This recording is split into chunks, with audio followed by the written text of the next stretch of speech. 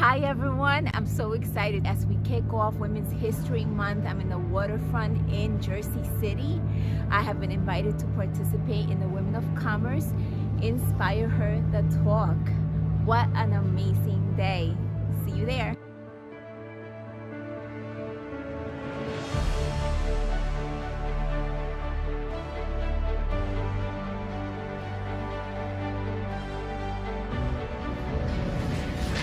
Good evening, everyone.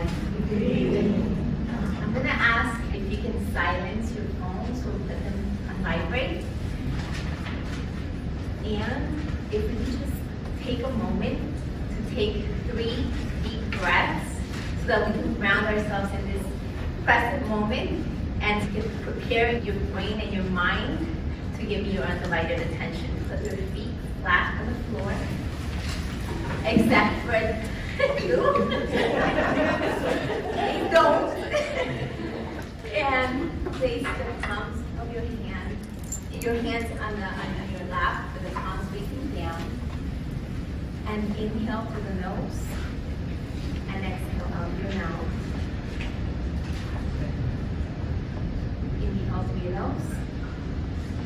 Exhale out your mouth. And one more inhale. Exhale. We do so much in our day, we forget to breathe properly. I want to thank the Women of Commerce for inviting me for this opportunity, this amazing event, this amazing space where we're gathering here for the InspireHer Talk. And as we kick off Women's History Month, we are celebrating and we're honoring women that have made an imprint in time. Obviously, they did something that made them stand out. However, I think most of us, when we think of women that we are celebrating, iconic, exemplary women, we think that they may have possessed some kind of superpower, something that not me, not I may possess.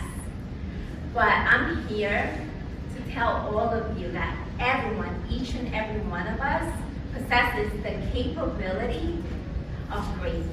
Yes, yes. So we have to believe that, right?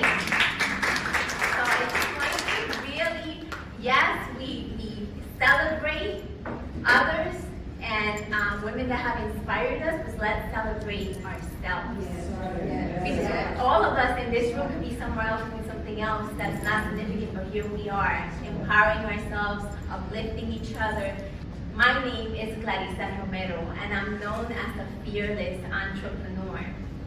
However, once upon a time, not so long ago, that was definitely not me. I was someone that in 9 months, I went through extreme trauma. I lost my job. At the time, I used to work for government, and I was an appointee. I lost my job, I lost my home, I lost my father who was battling cancer, and I lost my marriage. And I ended up with all my belongings in my mom's living room, sleeping on her couch. Needless to say, a lot of times we go through life thinking that what we do for a profession or the roles that we hold, that defines us. And so when you lose all of that, then you just, in my case, I felt like I lost everything. Needless to say, in time, I now realize that I had to lose myself in order to truly discover and find myself. Because we are not those titles. We're not the government official, the daughter, the wife, the this or the that. We are so much more than that, but sometimes it takes that dark night of the soul. And in fact, that's something that one of my favorite people of all time that I follow a lot is the work of Dr. Hawkins. He studied dark night of the soul and human suffering. And what a lot of that science found is that when we go through suffering and when we go through a dark night of the soul, you have more choices. But basically, you either have one choice where you go into extreme depression, or you finally start getting out of that darkness and you realize your greatness and that there's a life purpose and a mission and why we're here. And it it led me on a journey to write my book and share my story so that other women could understand that no matter what circumstances you're going through, we possess a greatness, and if we can tap into that greatness, the possibilities are limitless. So when I started empowering myself, I realized that I was living life as a victim. And I wanted to share with all of you really briefly that unconsciously we adopt certain roles, and we don't realize it until we start shedding some light and lessons to how we deal with situations in life. So in my case, I went into victimhood, and I felt like a victim. I felt that I was not understood. I felt that my outer and inner circumstances were dictating my life and that I could not do anything to change it. However, sometimes, and this could be you, or it could even be us in different times of life, you could go into being a martyr, where deriving your significance from self-sacrifice versus service is how you confront life. And there's the slave girl, working tirelessly for no reward, not valuing her time. Then I want to share two more. There's the princess, the individual that is always waiting for somebody else to save them. And then there's the royal bee, and you can fill in what the B stands for, which when you approach life, that way you're at odds with everyone, and you feel like you need to cut people out of your way to get ahead. I want to do a very brief exercise. I want you to close your eyes, and I want you to ask this question. What archetypal role have I adopted?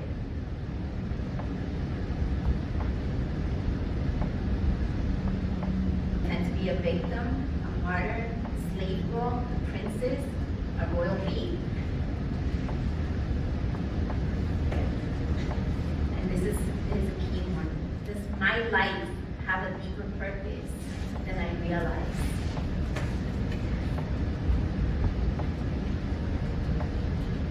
Am I living my best life?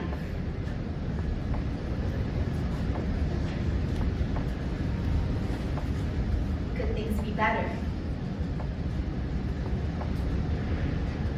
And if they can't, what will it take for things to be different? And you can open up your eyes. These types of questions completely transform my life. When I realized that I had the power to change, and every day I meditated and I focused, and it was religious, every day, week after week, month after month, year after year, to this day, I still ask myself these questions because things keep changing, we keep evolving. And that's how I started transforming my circumstances. And at that point, when you take the time to do that inner work, there's an ideal archetypal role that starts developing. And that's the one from where you can be so empowered, and you can call it the divine feminine, or you can call it the empowered woman, the queen, or you're that goddess, that empress, that empowered woman. That is an archetype that's from an empowered place. And that's ideally where we want to be. And all those women, tying it back to how we started this discussion, those women that we celebrate because they were iconic, they did something different, they stood for something, they didn't follow the status quo. It's because they believed in themselves, they did something different. Obviously, that's how they made that imprint in time. And each and every one of us has that capacity of making an imprint in time. I wanted to conclude. I was guided to my book called The Divine Feminine, and I want to close with a paragraph from the prophetess Thecla. And she's the prophetess of true power, and this is what I want to leave you with. Thecla's story echoes from the ancient world to the modern. Your life is up to you. Yes, there is the power of prayer, of faith, of asking for all possible spiritual support. But there's also divine will within each and every one of us. It's will that's aligned with the soul's purpose. We remember when we divest all outside authority of the power we have given them.